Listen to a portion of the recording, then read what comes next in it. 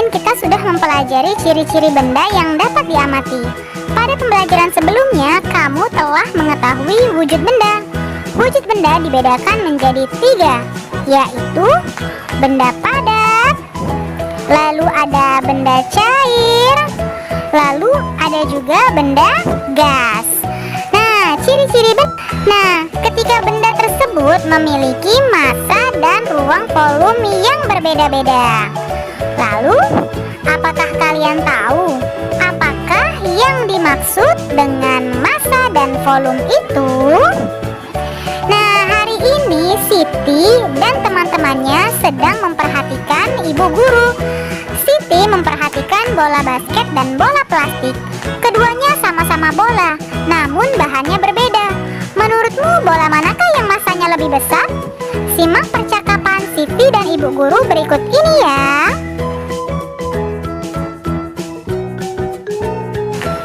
Anak-anak, coba perhatikan kedua bola di tangan ibu. Kedua bola mempunyai ukuran yang berbeda. Kedua bola juga memiliki bahan yang berbeda. Menurutmu bola manakah yang massanya lebih besar? Massa, apakah massa itu, Bu? Yuk, kita lakukan percobaan bersama. Letakkan kedua bola pada timbangan. Apakah yang terjadi? Coba perhatikan dan lihatlah. Bola basket lebih berat, Bu. Benar, Lani. Bola basket bahan penyusunnya beda dengan bola plastik. Bola basket terbuat dari karet sintesis. Bola plastik terbuat dari plastik.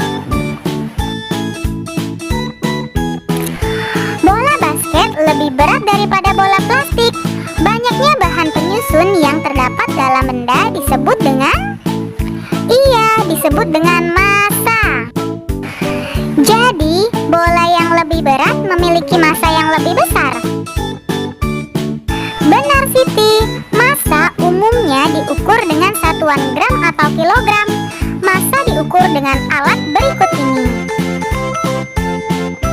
Nah, sekarang coba kalian perhatikan pengukuran massa benda berikut ini.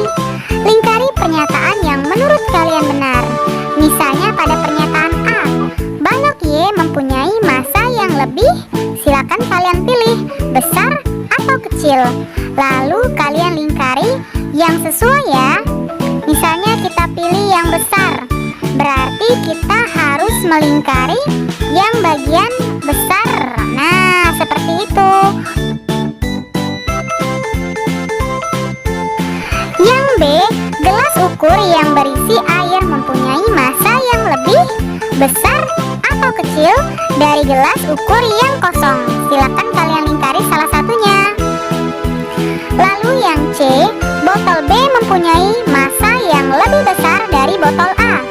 Botol B mempunyai berat yang lebih besar atau kecil. Silakan kalian pilih salah satunya ya. Lalu untuk yang D, bola yang kempes mempunyai massa yang lebih besar atau kecil dari bola yang tidak kempes. Dan untuk yang E, 6 apel mempunyai massa yang lebih besar atau lebih kecil atau sama dengan 1 semangka. Silakan kalian pilih salah satunya ya. Nah, berarti jika terdapat 3 apel mempunyai berat yang lebih besar atau lebih kecil atau sama dengan 1 semangka. Silakan kalian pilih juga ya. Nah, ibu mau bertanya, tahukah kamu berat dan massa mempunyai perbedaan? Massa benda di mana-mana sama, namun berat benda dapat berubah-ubah tergantung gaya tarik bumi di tempat itu. Gaya tarik bumi disebut juga dengan gaya gravitasi. Contohnya, massa tubuh di bumi ataupun di bulan sama, namun berat tubuh di bumi dengan di bulan itu berbeda. Berat tubuh astronot di bulan lebih ringan daripada di bumi. Nah, dalam percakapan sehari-hari dan hitungan matematika, orang sering menyamakan istilah berat dengan massa. Seperti kita sering mendengar orang mengatakan, "Berapa beratmu?" Adapun yang benar adalah "Berapa massamu?" Yang diukur pada timbangan adalah massa berat. Namun, karena istilah berat sudah umum digunakan dalam bahasa sehari-hari, gravitasi di permukaan bumi relatif sama, sehingga penggunaan kata berat untuk menggantikan massa masih dibolehkan. Nah, ternyata selain massa, benda mempunyai volume. Apakah volume benda itu? Semua benda menempati ruang. Ukuran ruang yang ditempati oleh suatu benda disebut volume. Benda yang kecil menempati ruang yang lebih kecil dibandingkan benda yang besar. Hal ini berarti benda yang kecil memiliki volume yang kecil. Benda yang besar memiliki volume yang besar. Misalnya, volume akuarium A lebih besar daripada volume akuarium B. Iya, benar sekali. Nah, pelajarilah tentang volume benda. Lakukan percobaan berikut bersama anggota keluargamu ya. Siapkan dulu alat dan bahannya. Yang pertama, gelas ukur. Lalu, benda padat yang dapat dimasukkan ke dalam gelas ukur, misalnya batu kecil. Lalu air. Dan yang keempat, balon. Langkah-langkah percobaan. Isilah gelas ukur dengan air. Masukkan benda padat ke dalamnya. Lalu perhatikan gambar untuk membuktikan volume benda padat. Apa yang terjadi sebelum dan sesudah benda padat dimasukkan ke dalam gelas ukur? Tuliskan pengamatanmu ya. Lalu isilah gelas ukur dengan air sebanyak 300 ml. Kemudian tambahkan hingga 600 ml. Perhatikan gambar untuk membuktikan volume benda cair. Apa yang terjadi sebelum dan setelah air ditambahkan ke dalam gelas ukur? Tuliskan juga hasil pengamatanmu ya.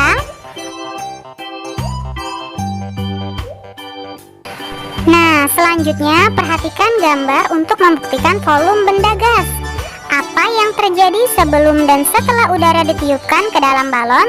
Tuliskan hasil pengamatanmu juga ya.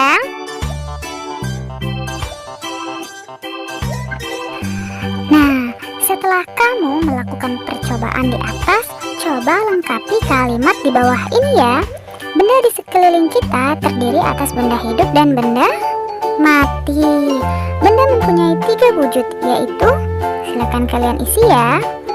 Benda mempunyai ciri-ciri, yaitu memiliki apa dan apa. Silakan kalian isi ya di buku kalian.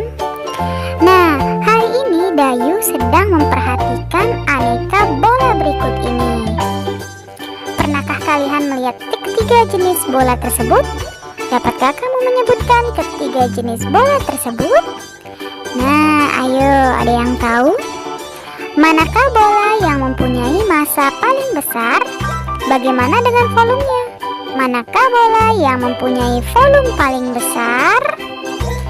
Nah, setelah kamu dapat menentukan bola yang memantul kembali paling tinggi, gunakan bola tersebut untuk berlatih memantul.